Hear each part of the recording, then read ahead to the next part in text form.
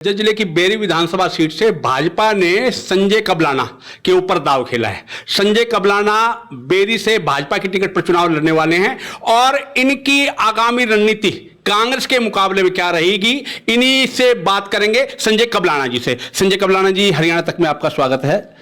आपका भी, हरियाणा तक के सभी साथियों का भी, सभी पत्रकार बंधुओं का भी बहुत बहुत धन्यवाद। और सबसे पहले मैं भारतीय जनता पार्टी के सभी शीर्ष नेताओं का धन्यवाद करना चाहूँगा, जिन्होंने एक छोटे से कार्यकर्ता के ऊपर इतना बड़ा विश्वास करके बेरी विधानसभा क्षेत्र से कमल का फूल दे करके और बेरी विधानसभा क्षेत्र से प्रत्याशी बनाने का काम किया। बहुत बहुत उनका सभी नेताओं का धन्यवाद करना चाहूँगा। और रही चुनाव की बात, संजय कबलाना ने 2 चुनाव बादली से भी लड़े और अब मौका मिला बेरी से। जिस तरीके से बादली हल्के की जनता ने आशीर्वाद दिया, उस आशीर्वाद के लिए भी मैं बादली हल्के की जनता को भी बहुत बहुत बधाई, बहुत बहुत शुभकामनाएं देना चाहूँगा। जो 20 साल मेरे ऊपर, मेरे परिवार के ऊपर बादली हल्के की जनता ने भी आशीर्वाद रखा। और अब जो भारतीय जनता पार्टी ने विश्वास जताया बेरी से टिकट दे करके, मैं बेरी की जनता से भी बहुत बहुत बधाई, बहुत बहुत शुभकामनाएं देना चाहूँगा कि आपका बेटा, आपका भाई कि बेरी हल्के का विकास हो। संजय जी, बादली विधानसभा क्षेत्र आपकी कर्म भूमि रहा है और एकदम से नई कॉन्स्टिट्यूंसी में आपका पदार्पण मत, तो इस तालमेल को कैसे बैठा पाएंगे? देखिए, मैं गौ भगत ओम प्रकाश चेयरमैन कबलाना बेटा हूं और ओम प्रकाश चेयरमैन कबलाना जी इस हरियाणा प्रदेश में किसी खाप की बात हो, चाहे किसी भी सामाजिक कार्य की बात हो, ओम प्रकाश चेयरमैन कबलाना जी एक हल्के के आदमी नहीं थे कि मैं बादल की बात करूं। मैं उनका बेटा हूं, मेरे पास उनकी विरासत है। आज वो मेरे को विरासत दे करके जा रहे हैं। ना मैं बादल में कमजोर था, ना मैं आज बेरी में कमजोर हूं।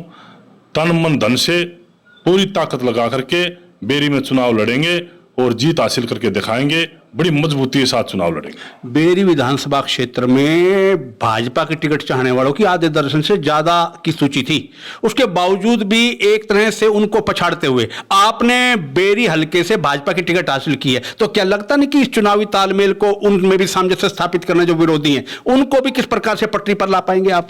देखिए, पछाड़ने की बात मैं नहीं कह सकता, लेकिन मैं एक बात जरूर कह सकता हूं कि पार्टी बड़ी है और इंसान छोटा है। पार्टी ने फैसला लिया है, ना कि संजय कबलाना ने लिया है।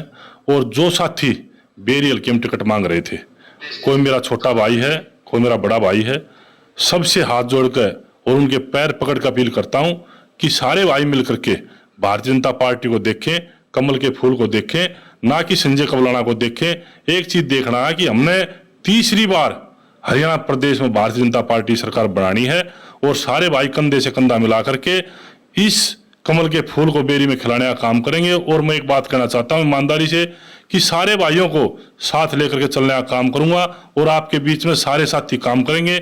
2 दिन का समय है, कुछ साथियों से मैं मिल लिया, कुछ साथी बचे हुए हैं।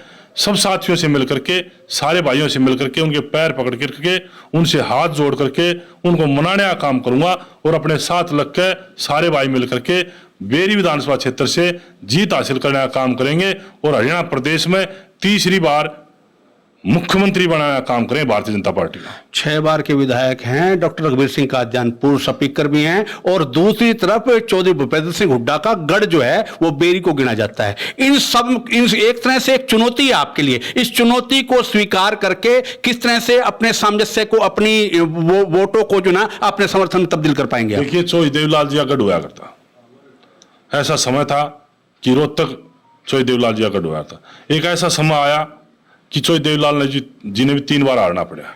वही समय आज बेरी हल्के में भी आया, जो 6 बार के विधायक हैं।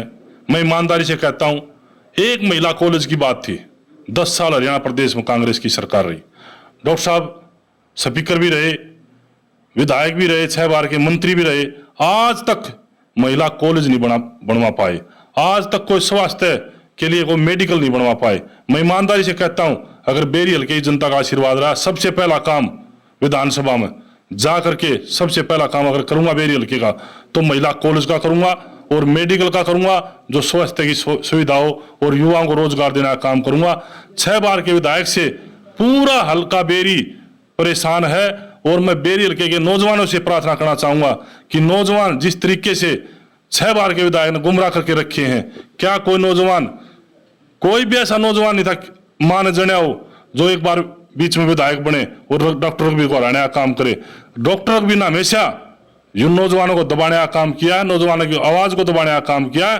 और मैं ईमानदारी से कहता हूं कि 24 के चुनाव में डॉक्टर रघुवीर को हार का सामना करना पड़ेगा, मैं दावे के साथ कहना चाहता हूं। आखिरी सवाल है मेरा, अपने कार्यकर्ताओं को, अपने शुभचिंतकों को, बीजेपी से जुड़े लोगों को, कार्यकर्ताओं को क्या संदेश देना चाहिए? बेरी विधानसभा की जनता से हाथ जोड़ के प्रार्थना करता हूं कि परमात्मा ने मौका दिया आपको एक ईमानदार आदमी दिया है, आपको एक अच्छी छवि का आदमी दिया है, आपको एक गौ भक्त का बेटा दिया है।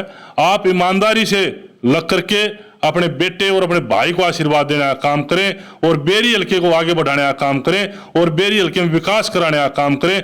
मेरी बेरी हल्के की बहादुर जनता से यही और अपील और प्रार्थना है कि मैं आपका बेटा हूं, आपका भाई हूं, अपने बेटे और भाई को संभालने का काम करें और विधानसभा में भेजोगे तो दिन रात मेहनत करके बेरी का विकास कराने का काम करूंगा। तो ये थे संजय कौलाणा जी, जिन्होंने बेरी की राजनीति को लेकर के स्पष्ट रूप से संकेत दे दिया है कि वो जैसे जिस प्रकार से चौधरी देवीलाल का गढ़ तोड़ने का काम जो है वहां की जनता ने कहता है, ठीक उसी प्रकार से बेरी हल्के की जनता इस बार जो है चौधरी भूपेंद्र सिंह हुड्डा के गढ़ को तोड़ने का काम करेगी और तीसरी बार प्रदेश में बीजेपी की सरकार बनाने का मार्ग जो है वो प्रशस्त करेगी। हरियाणा तक के लिए झज्जर से प्रथम शर्मा।